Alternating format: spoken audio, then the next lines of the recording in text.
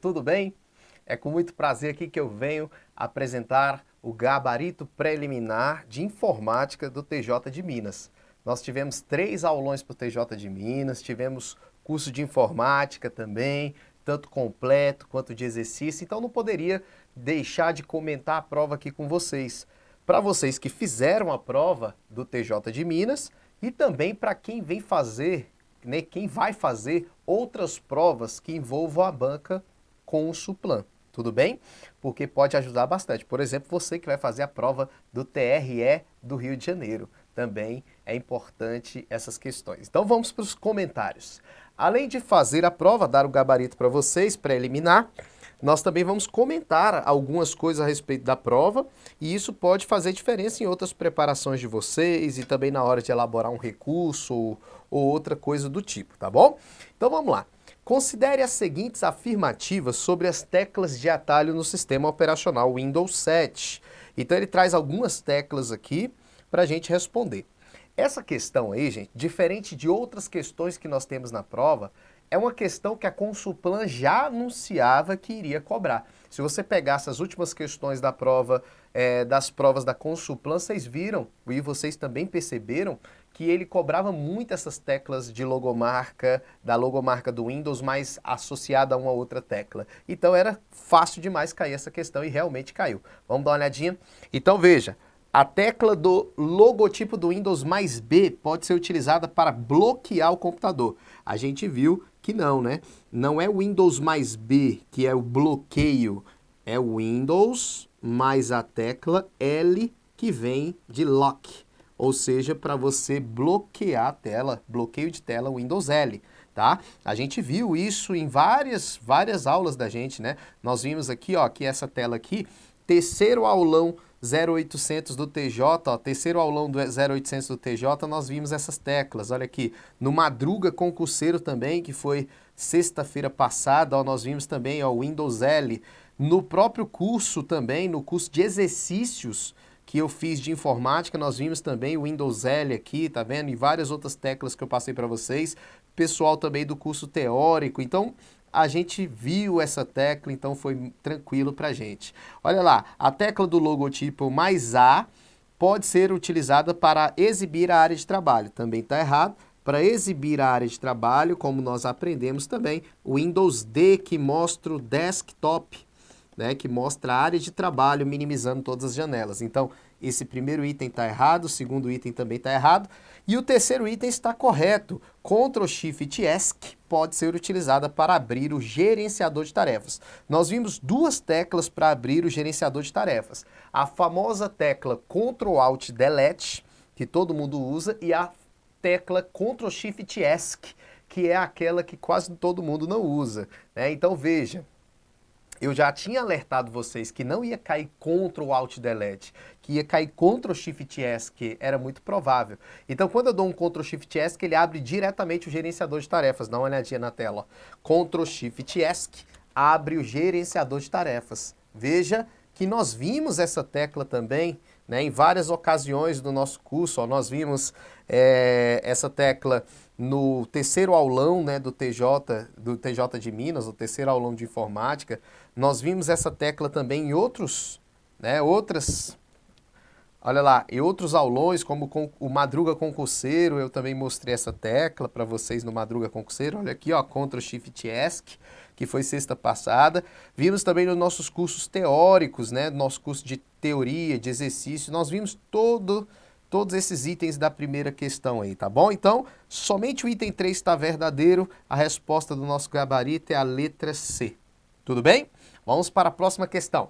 No sistema operacional Windows 7, idioma português Brasil, gerenciador de tarefas é um recurso amplamente utilizado para iniciar ou encerrar programas e monitorar de forma dinâmica o desempenho do computador. Uma das formas de acionar esse recurso é através do Ctrl+Alt+Delete. Inclusive a banca coloca aqui Ctrl+Alt+Delete para você na questão anterior errar, né? Achando que é Ctrl+Alt+Delete mesmo e que não poderia ser o Ctrl+Shift+ESC. Seguido da seleção iniciar gerenciador de tarefas. São guias disponíveis na tela que representa o gerenciador de tarefas. Vamos lá. Perceba, nós temos aqui as guias. Quando a gente dá um Ctrl Shift ESC, aparece aqui o gerenciador de tarefas. Só que nesse caso aqui eu estou usando o Windows 10. E o Windows 10, se vocês olharem, não bate muito, né? Porque ele muda o nome das guias. Aplicativo seria os processos aqui, né? Serviços ainda constitui aqui, né? Rede está em desempenho, né? Ele mudou aqui. Monitoramento é o único que não tem, tá vendo? E se a gente olhar na tela antiga no Windows 7, é essa aí, ó. Nós temos aplicativos, processos, serviços, desempenho, rede, usuários. E essa aqui é a tela nova, ó, né? A tela nova também não tem qual monitoramento. Então a resposta é essa aqui, monitoramento. Essa questão nós vimos no Madruga Concurseiro, né? No Madruga Concurseiro eu mostrei também o gerenciador de tarefas e ainda mostrei as guias que você poderia encontrar. Só que eu mostrei no Windows 10, né? E caiu o Windows 7. Porém, né, a única guia que não tem em nenhum dos dois é monitoramento. Então poderia ser que você acertasse com essa explicação. Então vamos lá para a tela. Então vamos para a próxima questão, né? Então nós vimos essa parte aí também no nosso curso. Para a questão abaixo, considere o navegador Mozilla Firefox na versão 50.0 configurado no idioma português. Aí ele fala, os plugins são partes de softwares que desempenham tarefas que o navegador não foi projetado para executar. Um exemplo disso é o plugin da Adobe Flash Player, que é utilizado para visualização de vídeos. Então esse conceito aqui a gente discutiu muito no nosso curso teórico, né? No curso teórico, no curso de exercício também nós falamos desse conceito, porém ele não queria o conceito, ele queria uma decoreba de vocês. Saber o acesso, essa aqui era uma questão, vamos dizer assim, difícil, né, da galera acertar. Porque fala assim, ó, o navegador permite o gerenciamento de plugins através das suas configurações. Nesse contexto, ele quer saber o quê? Ele quer saber como desabilita. Ó, o usuário possui um plugin instalado, porém, em um determinado dia ele necessitou desativar o plugin. E ele quer saber como desativar o plugin depois de fazer esse procedimento. Ó. Pode-se afirmar que o procedimento correto para realizar essa ação é clicar nos 3 traços horizontais e selecionar alguma coisa. Então perceba bem, plugin ele é um programa que eu instalo para ele trazer funcionalidades à parte para mim. Então eu instalo um plugin para poder visualizar um vídeo, instalo um plugin para poder usar um teclado virtual de um banco. O plugin é algo que complementa o meu navegador. Eu instalo e ele traz funções extras. E ele pode, em alguns momentos, prejudicar vocês, porque existem plugins maldosos. E aí ele quer saber como desativar algum plugin que você queira desativar. Perceba os passos. Os passos normais que vocês vão fazer isso, vamos lá, vamos dar uma olhadinha aqui no Firefox, ó. Ele fala do Firefox, é clicando no menu, né, nos menus, e logo aqui a gente já encontra aqui dentro, ó, extensões. Quando você vem em extensões, você vai entrar no gerenciador de extensões, ó. E aí, aqui você já encontra aqui a opção plugin, ó, tá bom? Então aqui você vai ver os plugins instalados. No caso do Flash Play, se tivesse o Flash Play aqui instalado, ia aparecer aqui. Para você o quê? Mandar, olha lá, você pode nunca ativar, sempre ativar, tá vendo? Você tem essas opções aqui também, ó, beleza? Então, ativada, ó, padrão ativada, desativada. Então você pode mexer aqui nesse caminho. Então o caminho que ele queria que você seguisse era qual? Pela lógica aqui. O caminho seria na aba gerenciador de extensões, né? Eu vou vir em extensões, então não seria, vamos lá, não seria extensões, a gente viu lá que nós vamos clicar, vamos fazer de novo lá para mostrar o procedimento, ó. Ele fala para vir no menu, na opção extensões, depois extensões plugin, é isso? Então vamos ver qual que condiz. Extensões. A aba gerenciador de extensões será aberta. No gerenciador de extensões, deve selecionar o painel plugins, selecionar a lista Adobe Flash Player e em seguida clicar no interromper. Essa é a resposta, tá? Então, ó, os outros, se você analisar, ó, extensões, aba gerenciador, gerenciador de complementos, deve ser selecionado painel extensões, aí extensões não, tá?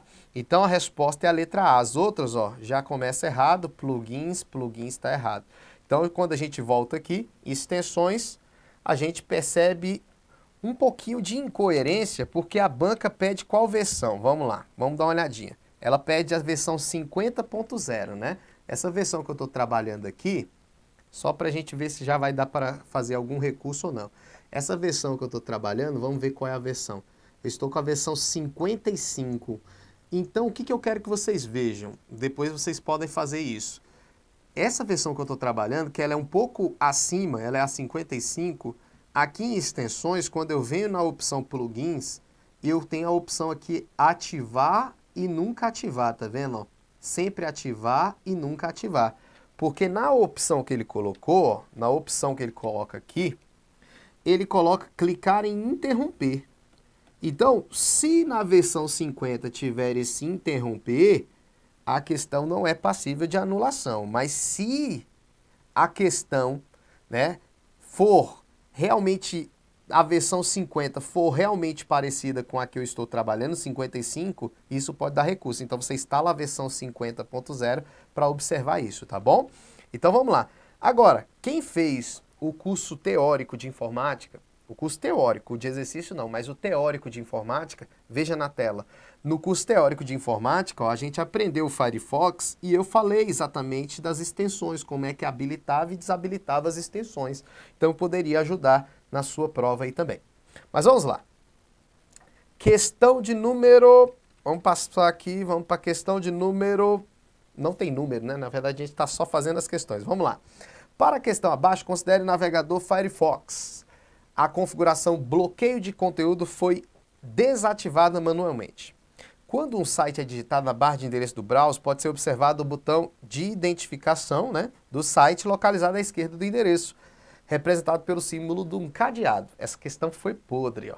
A funcionalidade desse botão é indicar ao usuário de forma rápida se a conexão com o site visualizado é de forma criptografada e segura. Então a gente aprendeu que realmente quando tem um cadeado, né, quando tem um cadeadozinho, e acompanhado do HTTPS, nós aprendemos que esse S significa que a comunicação está sendo feita de forma criptografada. Beleza? Então a gente aprendeu isso. Que foi o que ele acabou de falar. Considere as seguintes afirmações sobre os estados do botão. Aí ele coloca, ó, cadeado na cor azul indica que o usuário está realmente conectado ao website cujo endereço é exibido na barra de endereço. A conexão não foi interceptada. Então ele está dizendo assim, ó, que quando você tem um cadeado azul, então a gente tem cadeado verde, cadeado cinza e cadeado cinza. Não tem cadeado azul, tá vendo? Ele tem cadeado verde. Então esse item aqui já está o quê? Errado. E aqui é o seguinte,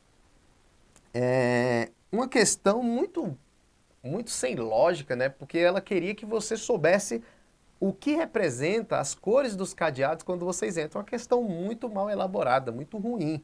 É aquela questão que a banca quer que você erre mesmo, né? É aquela questão que ela quer que todo mundo erre. Então, esse tipo de questão você não tem que se preocupar tanto. Por quê? Porque todo mundo vai errar. Vamos dizer assim, todo mundo não, porque um vai chutar ali e vai acertar, né? Mas a maioria vai errar. Então, essa questão, se você errar, não vai fazer diferença. Agora, você não pode errar as fáceis, tá bom? As fáceis você não pode errar. Você tem que pontuar o máximo possível. Então, volta na questão. Olha lá, o cadeado cinza com triângulo de alerta amarelo indica que a conexão entre o Firefox e o site está parcialmente criptografada e não impede a espionagem. Esse item está correto de acordo com a própria definição, olha aqui, do Firefox. Ó, cadeado cinza com triângulo. Cadeado cinza com triângulo, alerta, tá vendo? Que indica que a conexão do Firefox é parcialmente e não impede a espionagem, tá vendo? Isso também aparece em sites com certificados digitais que não foram emitidos por uma autoridade confiável. Então, existem várias autoridades certificadoras que emitem certificados digitais. Algumas são vinculadas, né, a um órgão chamado de autoridade certificadora raiz. E aí essas que estão vinculadas à autoridade certificadora raiz do Brasil, elas são confiáveis. Agora, aquelas autoridades certificadoras de outros países que não são vinculados à autoridade certificadora raiz brasileira, pode ser que eles tragam alguma informação incoerente, que não seja conhecido, né? Então, pode ser que apareça esse símbolo, e esse símbolo indica que Existe uma criptografia entre o servidor e o navegador, mas não é totalmente confiável. É isso que aparece para você no cadeado. Dá uma olhadinha lá. Então, quando tiver esse cadeado com o símbolo amarelo, parcialmente protegido, mas não é totalmente seguro. É isso que ele quis dizer, tá bom? Então, o item 2 está correto. E aqui vem a maior maldade, ó. O cadeado preto com um traço vermelho indica que a conexão entre o Firefox e o site é apenas criptografada e não previne contra espionagem, que é uma forma de ataque. Esse ataque aqui, Man in the Middle, seria o ataque do homem do meio, né? É uma interceptação. Interceptação de dados, né? É o homem do meio. O homem do meio quer dizer o seguinte, né? Você está aqui, aí você vai enviar uma mensagem pela internet para outra pessoa, né? Você vai enviar aqui a mensagem para outra pessoa, e aí o homem do meio pega essa mensagem, né? O homem do meio vai interceptar a mensagem, que é o que a gente chama de ataque man in the middle, né? Beleza? E por que tá errado? Porque esse cadeado não é preto, ele é cinza. Olha lá que sacanagem, ó. Olha lá, cadeado cinza com um traço vermelho indica que a conexão é parcialmente criptografada e não previne contra espionagem. E ele cita o ataque lá. Sacanagem mesmo, porque o cadeado não é preto, é cinza, tá bom? Então aqui está errado. Então o item 2, nós vamos marcar o item 2, vamos lá. Tô meio perdido hoje aqui com esse negócio. Letra B é o único correto aí, é o item 2. Sacanagem. Essa questão aí, muito chatinha, era para todo mundo errar mesmo, tá? Vamos para a próxima questão. A próxima questão é aquela questão que a gente viu no nosso curso, né, no nosso curso teórico e no curso de exercício, que é sobre um programa malicioso. E eu já tinha alertado vocês que sempre cai programa malicioso na Consulplan. Códigos maliciosos são programas especificamente desenvolvidos para executar ações danosas e atividades maliciosas em um computador. O programa que permite o retorno do invasor a um computador comprometido por meio da inclusão de serviços criados ou modificados, claro, é a resposta backdoor, que é a porta dos fundos. Seria fácil para quem estudou, né? Porque o que acontece? Quando um cara invade um computador, ele demora muito tempo. Então, eu vou invadir um servidor de um banco. Vou demorar aí 6 meses para invadir. Vamos dizer que eu invadi. Procurei o que eu queria lá e não consegui. No outro dia, eles podem mudar a segurança desse computador. Então, o que eu faço? Se eu quero voltar de forma facilitada, sem ter que percorrer aqueles 6 meses de novo invadindo, eu já deixo uma porta aberta dos fundos para garantir o meu retorno facilitado. Essa porta aberta dos fundos seria uma falha causada de forma intencional no software daquele computador, ou pode ser também um programa instalado secretamente que garante o retorno do invasor. Então, por isso o nome é porta aberta. Eu deixo a porta dos fundos aberta para eu retornar. Backdoor. Volta lá. Então, a resposta é a letra A. O spy é um programa espião, né? Que monitora a navegação do usuário. Os worms são programas que se multiplicam de um computador para outro, gerando excesso de tráfego de dados. E o rootkit é um programa que esconde o invasor, né? Um programa que esconde o invasor. Então, nenhum desses aí poderia ser a resposta só backdoor. Vamos lá. Aqui é quando eu explico de backdoor no curso, né? No curso teórico e no curso de exercício, ó. Tá vendo? Ó, no curso teórico e exercício nós explicamos sobre o backdoor, então ficou fácil aí, beleza? O eCPF, que é uma espécie de certificado digital, que ele fala que é uma versão digital do CPF, que permite a realização de operações como validade jurídica na internet, identificando com segurança as pessoas físicas. São características do eCPF. Ele, na verdade, aí quer saber o que garante o eCPF, o que garante um certificado digital.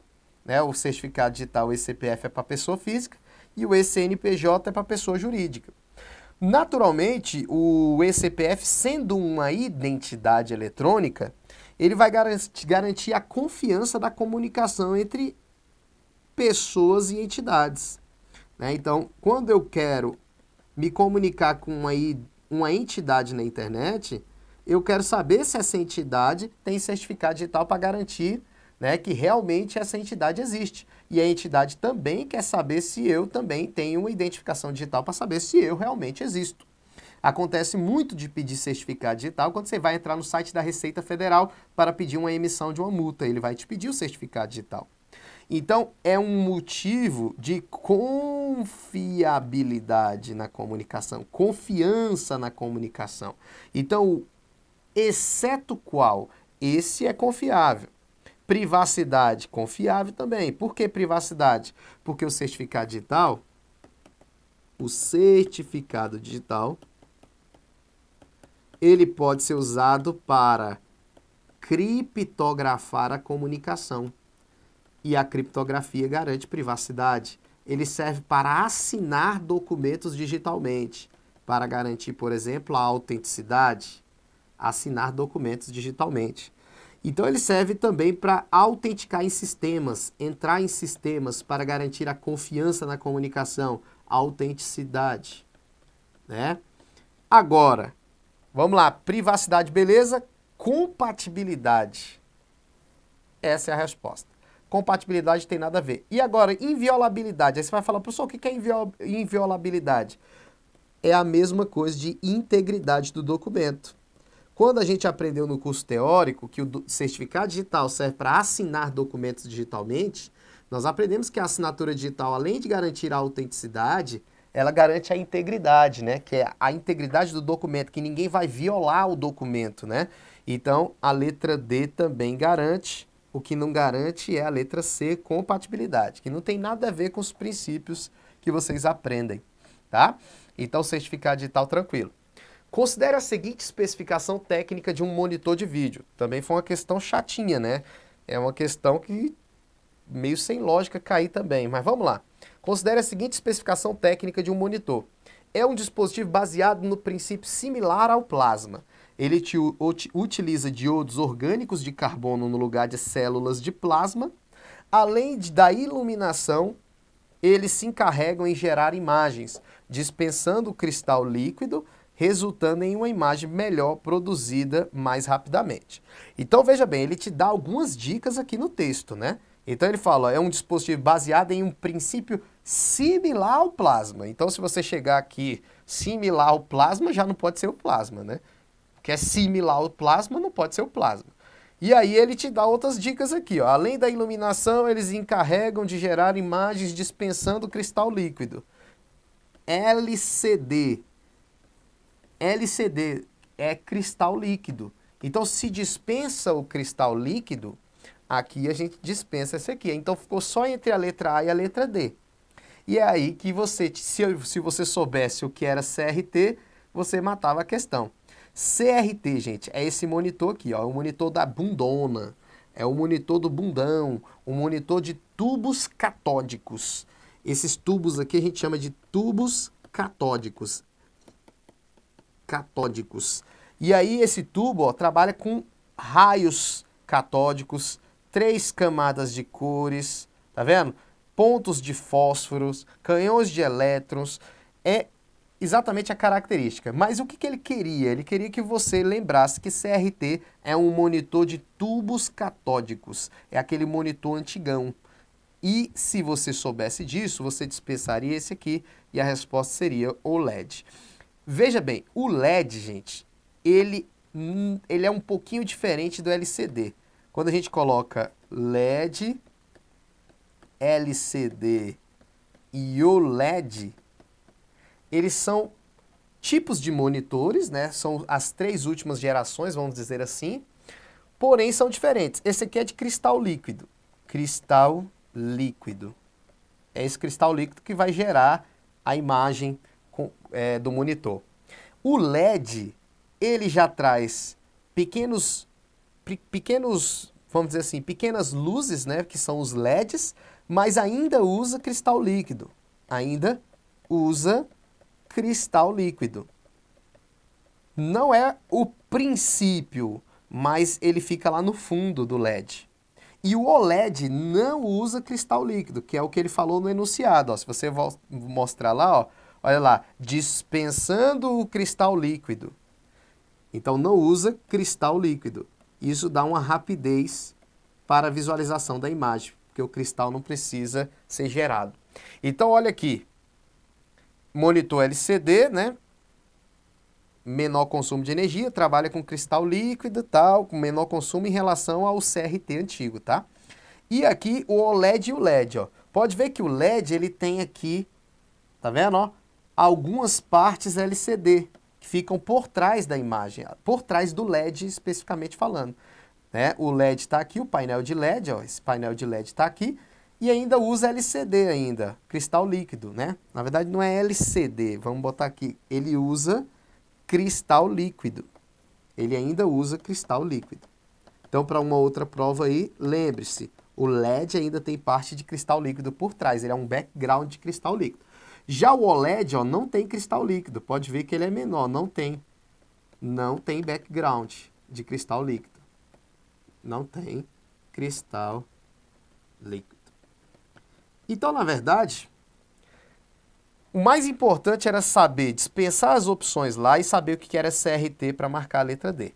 Eu sei que na hora da prova a gente fica nervoso, né? E aí acaba não pegando essas brechas que temos na questão.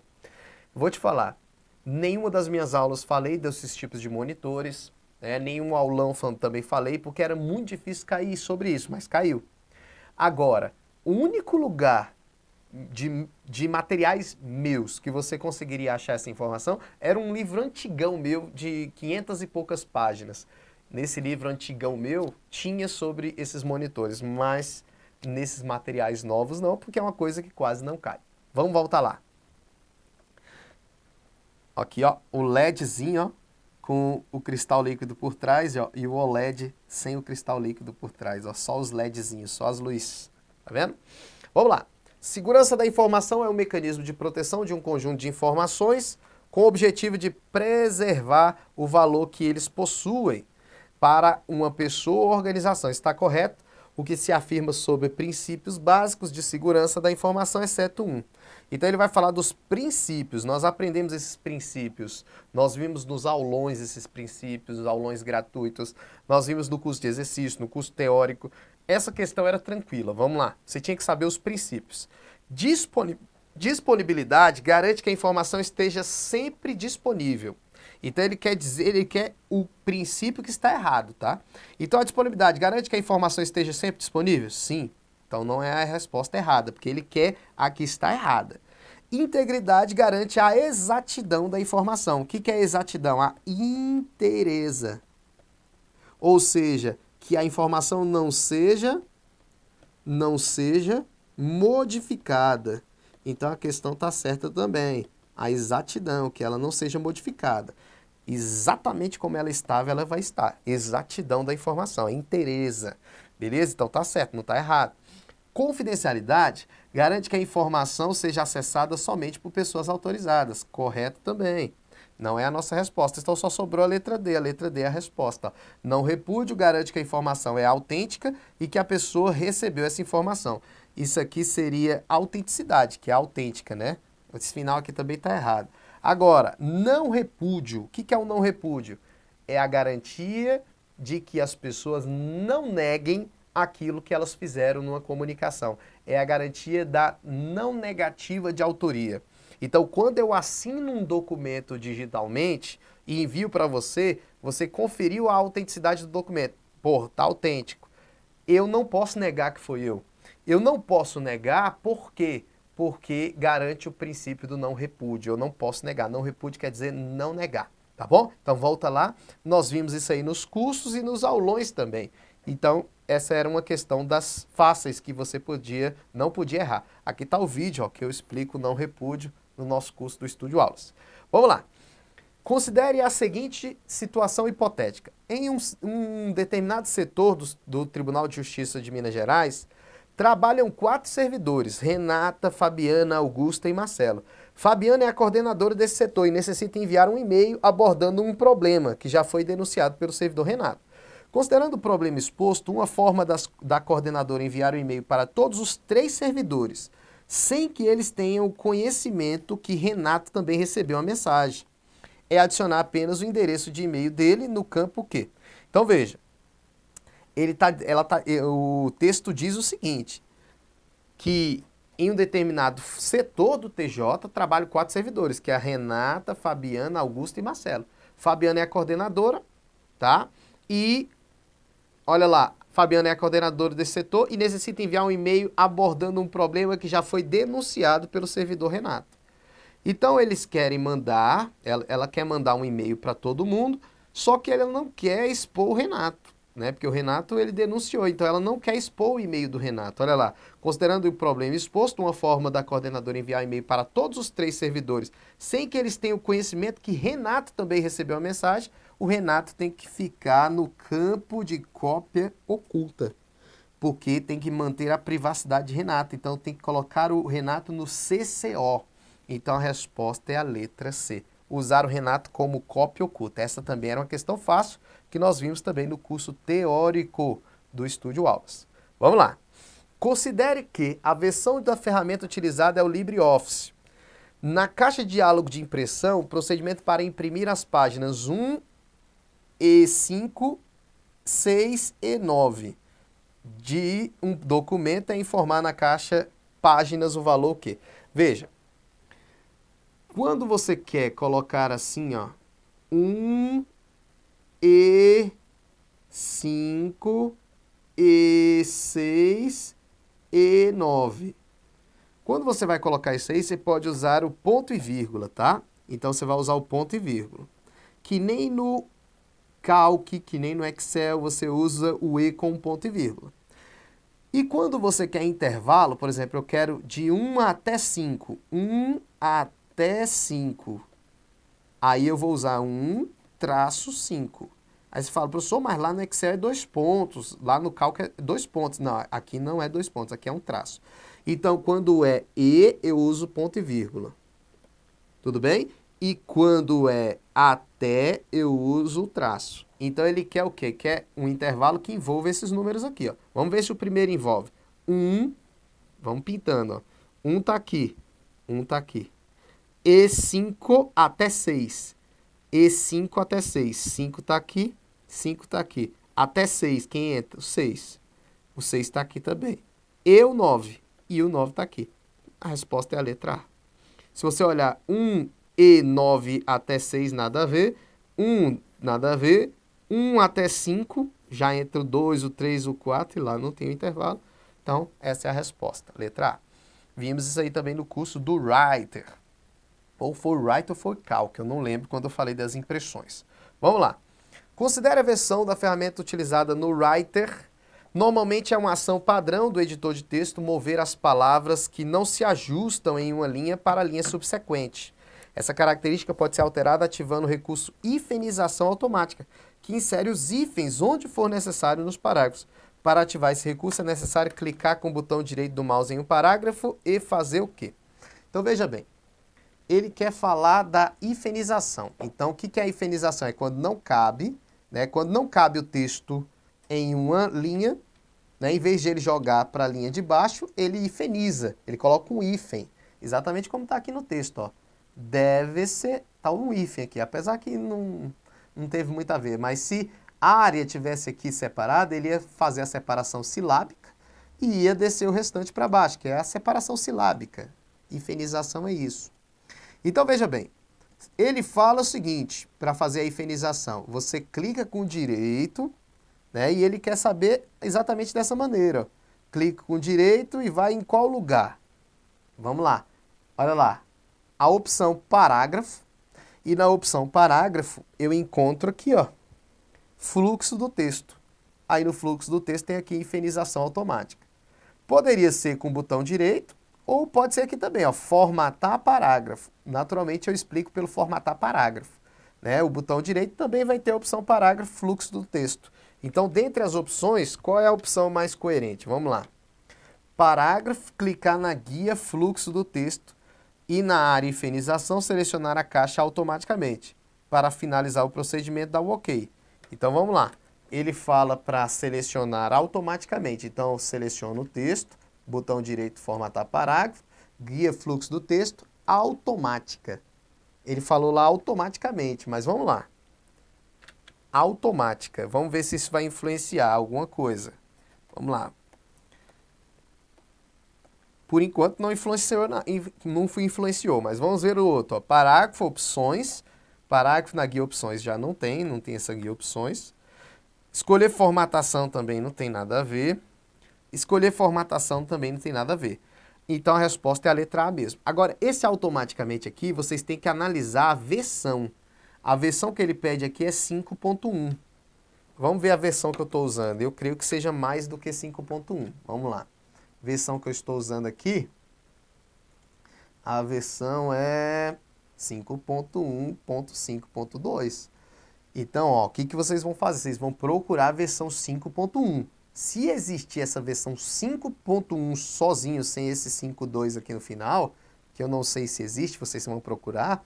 Se existir, isso já é embasamento para um recurso, porque aqui ó, tá automática e não automaticamente como ele falou, tá? Então vocês vão procurar isso aí, já estou te falando que pode ser que dê um recurso aí para quem errou a questão, tá? Vamos lá. Considere que a versão da ferramenta utilizada é o Writer 5.1. Analise a seguinte situação hipotética. Um servidor do TJ de Minas possui um arquivo CSV, que é um arquivo de texto. Nós aprendemos isso no nosso curso teórico, tá? Eu sempre explico, no de exercício não deu, né? Porque não tinha nenhuma questão dessa. Mas no curso teórico eu explico o que é um CSV, que é um texto para exportar de um programa para o outro. Então ele fala, um servidor do TJ possui arquivo CSV separado pelo caractere, ponto e vírgula, e necessita realizar a importação dele para dentro de uma planilha produzida no Calc. Então, como ele faz para trazer esse arquivo CSV para o Calc? Ó? Se você olhar, as opções só tem o menu arquivo abrir, ó. Em todos tem o menu arquivo abrir. Então o processo é o seguinte, basta que você faça o seguinte, você venha no menu arquivo, ó. Calma aí. Vamos ilustrar aqui para vocês, porque já pode servir para uma outra situação. Vou salvar isso aqui como CSV. Ó. Vou botar mais valores aqui e vou salvar como CSV. Arquivo, salvar como, né? Salvar como CSV. Imagine que nós precisamos em uma outra prova salvar como CSV. Vou salvar como exemplo. Vamos lá. Já serve para outras provas. Exemplo. Pronto. Utilizar formato CSV. Pronto. Aí agora eu quero abrir esse CSV aqui. Então eu vou fazer o quê?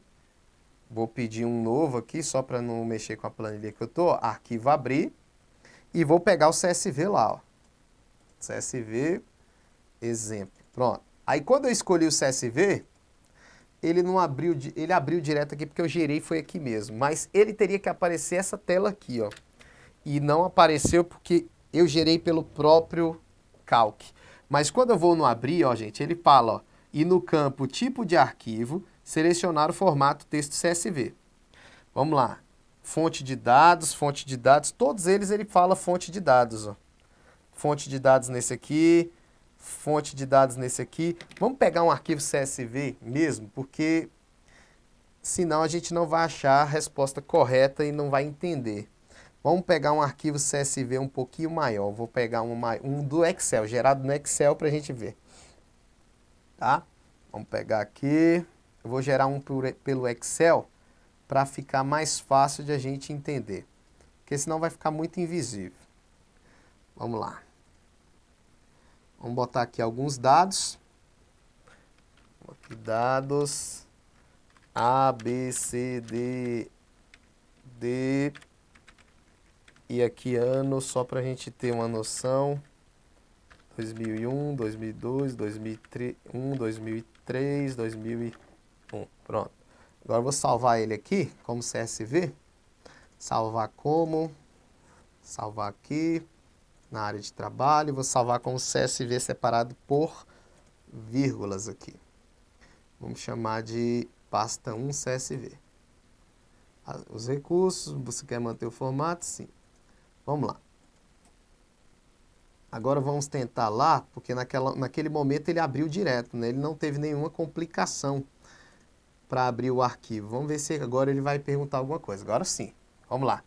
Veja, apareceu uma janela importação de texto. Naquela hora ele tinha aberto sozinho, porque era dele mesmo, gerado por ele mesmo, então não teve, ele já abriu direto. Né? Então veja bem, ó, conjunto de caracteres ele está mostrando aí, tá vendo? Beleza? Aí nós temos aqui, ó, para escolher a tabulação, né, se separado por ponto e vírgula, tá vendo? Eu escolho aqui para separar por ponto e vírgula. Antes estava assim, ó. Olha lá, todo bagunçado aqui embaixo. Aí eu venho aqui e coloco, ó, separado por ponto e vírgula, ó, separado por ponto e vírgula, tá? E tiro aqui. Então, voltando lá na questão, ele fala que aparece fonte de dados. E, na verdade, aparece importação de texto, uma janela importar. Olha lá, abrir no campo tipo do arquivo, selecionar o formato de texto CSV. Arquivo, CSV, selecionar o arquivo e mandar abrir. Na caixa de diálogo, importação de texto, deve-se clicar no OK. Importação de texto. A caixa de diálogo, importação de texto. E eu dou um OK. Ele fez de outra maneira, ele fez assim, né? Ó, abrir, aí seleciona o arquivo, foi bem chatinho o procedimento, ó. Seleciona o arquivo aqui, ó, e bota aqui como CSV. É isso que ele está pedindo para você fazer, ó. Já escolher aqui o tipo de arquivo, né? CSV. Vamos ver se a gente acha aqui. CSV, CSV, CSV. Fez um procedimento mais difícil, né? Mais difícil, porque você já escolhe aqui o CSV, pronto, aí já dá um OK. Ó. Aí quando der aqui, você já dá um OK. O que faltou ele explicar direitinho era que tinha que colocar aqui ponto e vírgula, né? E dar um OK para ficar bonitinho os dados. Mas tudo bem. Então, a resposta única que poderia ser, pode ser que alguém até crie algum recurso para isso, porque ficou muito complexo, muito estranho, é a letra B, tá bom? Porque não tem esse fonte de dados aqui, ó. Tá vendo? Não tem esse fonte de dados, então só poderia ser a letra B. Vamos lá. Considere as afirmativas sobre as funções da categoria matemática do LibreOffice. Também sacaneou, né? Cobra tanto de função que a gente aprende, é função bacana, função interessante. E agora ele vai e cobra algumas funções matemáticas. ln retorna o resultado agregado. Tá errado. ln é o logaritmo, tá? Logaritmo de um número. É uma função matemática mesmo, então tá errado. Quociente retorna a parte inteira de uma divisão. Então, o que acontece? O quociente, eu creio que todo mundo aqui que já estudou matemática sabe o que é o quociente, né? Então, se a gente pegar o quociente aqui, o quociente seria isso aqui, né? Ó, olha lá, nós temos o dividendo, né? Nós temos o divisor e nós temos o quociente, né? O quociente é o número inteiro de uma divisão mesmo, beleza? Então, o que acontece? Vamos lá dar uma olhadinha. Se a gente colocar aqui, ó, vamos lá, quociente de uma divisão entre o 7 e o 3. Olha lá, 7 e 3, qual é o quociente? O 2, tá vendo? Entre uma divisão de 7 e 3, o quociente é o 2, quer ver? Ó? Vamos fazer aqui, ó, divisão entre o 7 e o 3. 2 vezes 3 dá 6, sobra 1, tá vendo? Esse aqui é o resto, é o resto da divisão. E o quociente foi o 2, ó. Se você olhar lá no cálculo, ó, deu 2 mesmo. Então, o quociente, ele falou na questão, vamos lá, ele falou na questão que o quociente retorna a parte inteira de uma divisão. Então, esse aqui está correto, beleza? Ele retorna a parte inteira de uma divisão mesmo. Beleza. Agora, marred retorna o número arredondado para cima até a quantidade decimais especificada.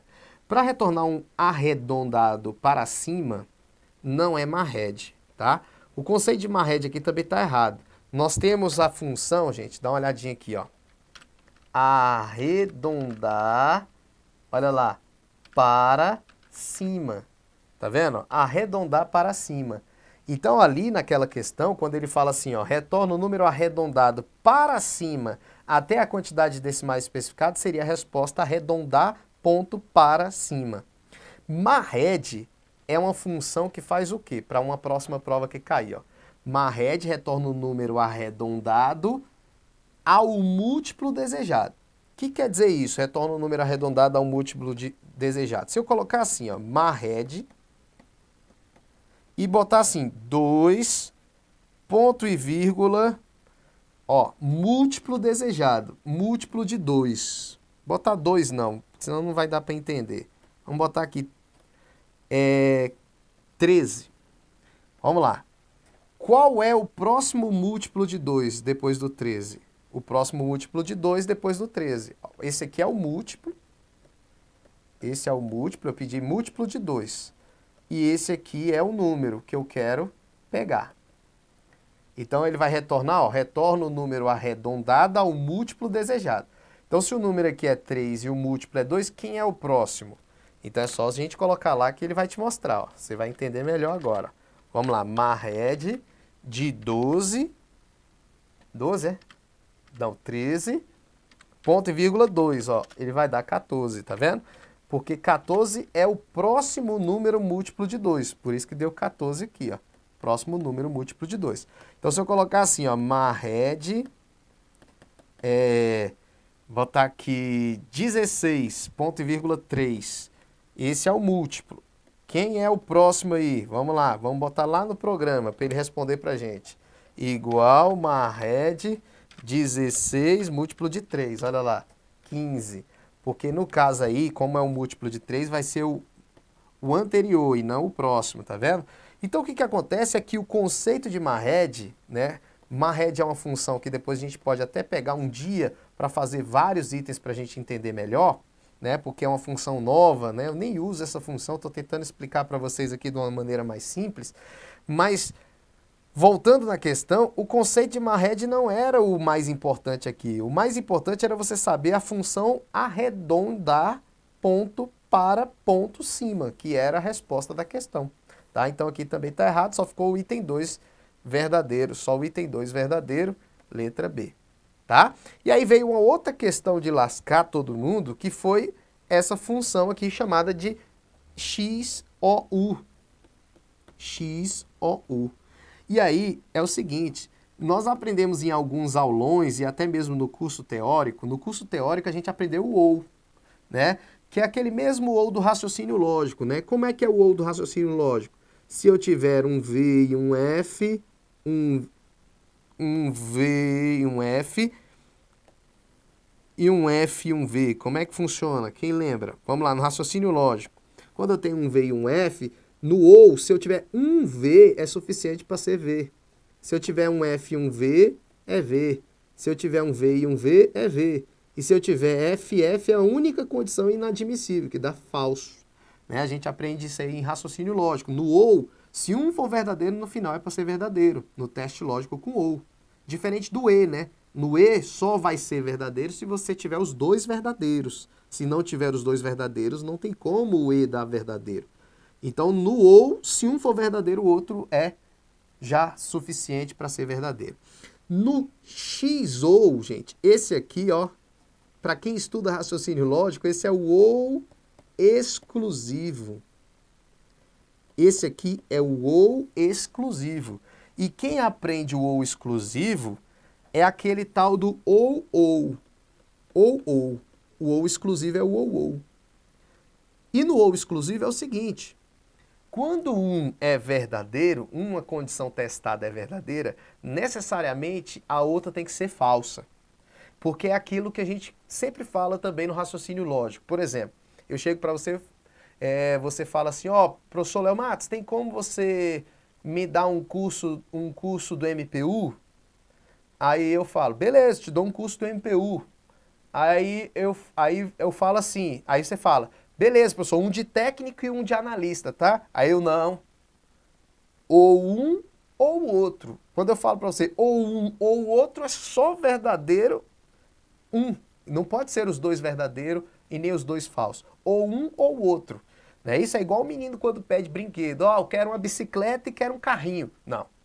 Bicicleta e carrinho não pode ser os dois verdadeiros. Ou um ou outro. Então, sempre que um for verdadeiro no ou exclusivo, o outro tem que ser falso. E era isso que a função pedia, dá uma olhadinha.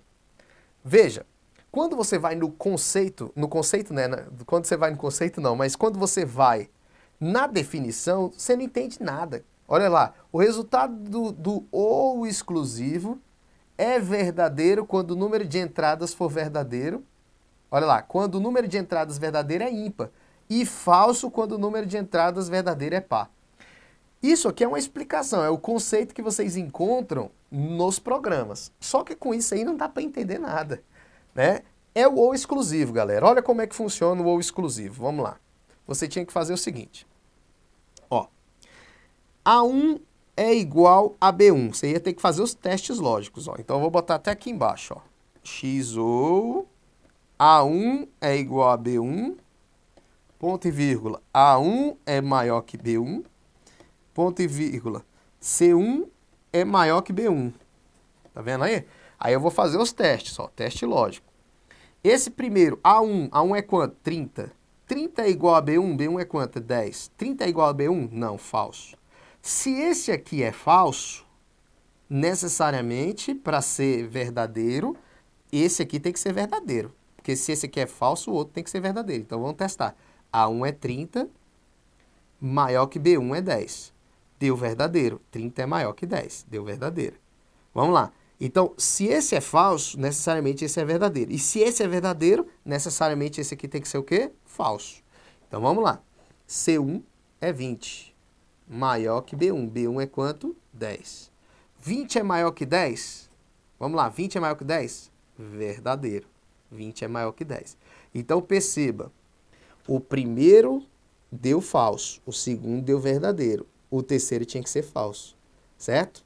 Então, o terceiro deu verdadeiro. Então, se deu verdadeiro, aqui no final vai ser falso. Então, a resposta era a letra A. Então, é o seguinte. Sempre que for ou exclusivo, você tem que testar a condição. Então, eu cheguei aqui, ó, para quem ainda não entendeu, eu cheguei aqui, testei a primeira condição, deu falso. Então, necessariamente, a outra tem que ser verdadeira. Se já desse falso aqui, nessa próxima aqui, se desse falso aqui, já estava falsa a questão. Mas deu verdadeiro. Então, se deu verdadeiro, deu certo. E aqui, dando verdadeiro, essa outra tinha que ser falso para dar verdadeiro no final. Entendeu? Tinha que ser falso para dar verdadeiro no final. E deu verdadeiro, por isso que deu falso. Porque se um é verdadeiro, a outra tem que ser falsa necessariamente. Aqui deu verdadeiro. Então, a nossa resposta ficou a letra A. Tá? O ou exclusivo, X ou. Beleza? Tranquilo, né? Então vamos para a próxima questão. A próxima questão fala de salvar PDF, né? E eu sempre alertei vocês que tanto no Calc quanto no Writer, salvar PDF não é no menu Arquivo Salvar, né? PDF, como é no Word, que as pessoas usam muito. Salvar como, aí vai lá e escolhe PDF, né? No Writer, olha lá na tela, no Writer eu sempre falei para vocês, tanto no Writer quanto no Calc, você tem que vir no menu Arquivo, exportar como PDF. Nós vimos isso aí no nosso curso teórico, tá bom? Então, a resposta é a letra A, exportar como PDF, tá? Beleza? Então, a resposta é a letra A. E aí, ó, olha aqui, a tela com o meu curso teórico, ó, pode ver que eu estou explicando exatamente isso, que é um peguinha que as pessoas erram muito. Beleza? Então, ficou letra A, arquivo exportar como PDF. Então, finalizamos aqui o comentário. Rapaz, foi uma aula, né? Uma aula inteira para explicar a prova. Né? Espero que contribua com vocês aí. E se tiver algum gabarito aí que não bater com o da Consulplan, aí vocês podem tentar elaborar algum recurso ou outro aí com base naquelas afirmações que eu fiz ali, tá bom, gente? Agradecido aí por vocês estarem acompanhando sempre esse trabalho aí do Estúdio Aulas e fiquem com Deus aí. Tomara que vocês tenham feito tomara que vocês tenham feito uma boa prova, porque vocês viram, né? Se vocês acertassem as fáceis, seria suficiente aí para você passar na parte de informática, tá bom? Então, até a próxima, galera. Abraço!